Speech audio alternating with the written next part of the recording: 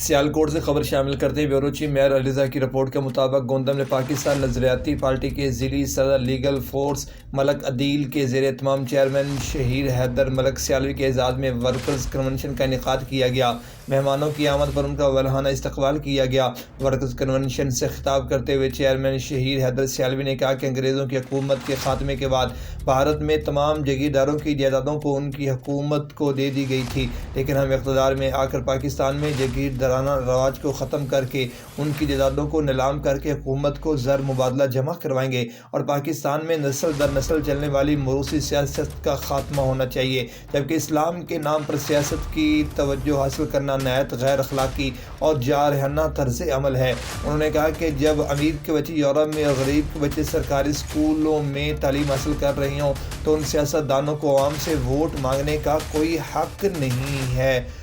انہوں نے مزید کہا کہ عوام کے حقوق کی بات کرتا ہوں اور کرتا رہوں گا۔ آج کے اس ورکرز کنونشن میں آنے والے عوام کے جمع غفیر نے ثابت کر دیا کہ وہ اپنے حقوق کے حصول کے لیے پاکستان نظریاتی پارٹی کے ساتھ ہیں۔ وہ دن دور نہیں جب ہم اقتدار میں آ کر عوام کو ان کے بنیادی حقوق دلوائیں گے اور پاکستان کو عالمی سطح پر کھویا ہوا مقام حاصل کروائیں گے۔ ورکرز کنونشن میں ضلعی صدر لیگل فورس ملک عدیل، جنرل سیکرٹری راجہ فیضان اسلم لنگڑیال، جوائنٹ سیکرٹری عبدالشکور شجرا کے علاوہ اور دیگر نے بھی خطاب کیا۔